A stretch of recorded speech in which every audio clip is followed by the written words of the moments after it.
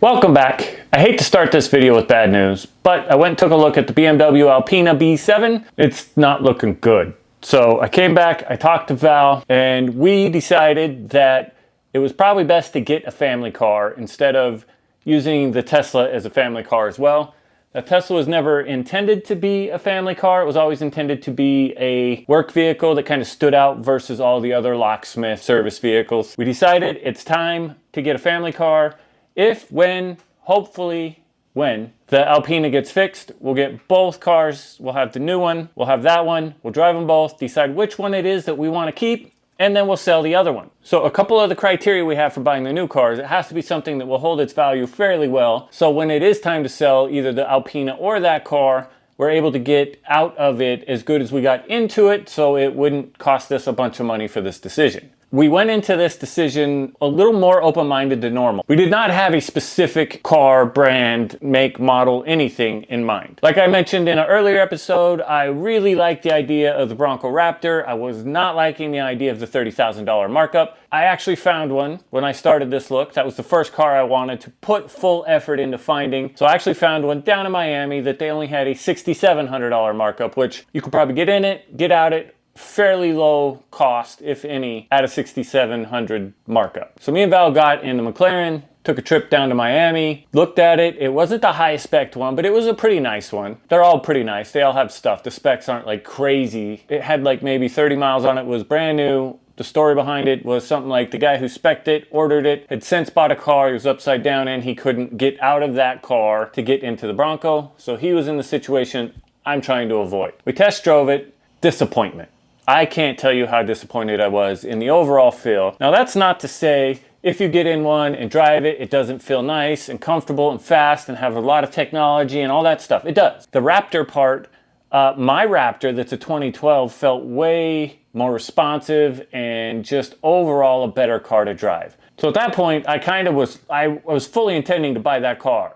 So I didn't really know where to go from there. So we have a dealership around here. They have almost every car you can imagine. So you could drive multiple different types of cars, SUVs, luxury, exotic, everything. If you're in South Florida, they're a place to go and drive a bunch of stuff. And they'll really give you a feel and vibe for what it is you're looking for. Looked at what our options were. We kind of explained to them what we were looking for. It had to fit our family. We were looking for at first a 3-row SUV. They had some Escalades. I wasn't sure if the Escalade would hold the value the way I want. I didn't want to get upside down if we decide to sell the thing we're buying now and keep the BMW. So I passed on that. They did have a Land Rover autobiography. Got in it. It was super comfortable. The leather soft at 3 rows. There's plenty of room for the whole family. We drove. And the first turn we take, I'm like, it just feels like a boat. And what I mean by that is when you hit a bump or something, it kind of sways on you. And you feel like body roll when you turn. I didn't like it. They had a couple of Bentley Bentegas we took a look at. The center seat in the back just looked really narrow for the size of the vehicle. I was like, that's probably not a good one. They had Rolls-Royce Cullinans and Phantoms and Ghosts. They also had narrow centers and big, wide, luxurious side seats. So they weren't really made for 5, even though technically they're 5-passenger vehicles. An Audi S8, same issue with the narrow center seat. They also had a bunch of G-Wagon. I've never been the G-Wagon guy, so I've never really considered them fully. I've never driven one, never ridden in one, had no reference point for them. They were a little boxy for me and I didn't really get it. I've been warming to the style a lot more with the new body style versus the old one. Let's just go and look at it. Of course, they went for the big one. They got the Brabus. We drove it around. It was nice. It had the more off-road looking tires. It had like a little light bar on the top. It had a fancier front grille, like a little wider over fenders. Like overall, it was just a couple little tweaks that were nice. We got in it. We were a little like underwhelmed by the interior of it. We drove it. We liked the sound, the feel of everything. We're like, wow, that's amazing. Let's just go drive a regular G-Wagon. It had carbon fiber on the doors and in the center where the Brabus one didn't. Nicer seats. Everything was a little bit nicer. They were the same year comparatively. We enjoyed driving the Brabus more, but because of the little extras look-wise, so the sound and stuff was pretty close. Drive was pretty close. Power was pretty close. We told them, make us your best deal offer. I don't want to go back and forth. Just give me your lowest offer on the Brabus one, and we're going to go home, do some research, text me back with that price, and we'll figure out if it works for us or not. Went home and did a little homework on them.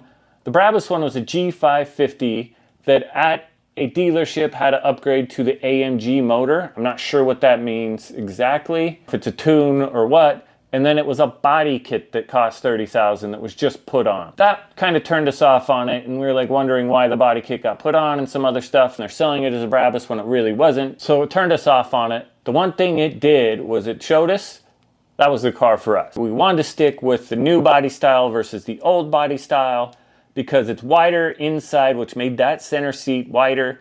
The only real sticking point was the room between the first row and the second row is a little more narrow than some of the other SUVs. We looked across the country. We ended up finding close to us in Palm Beach.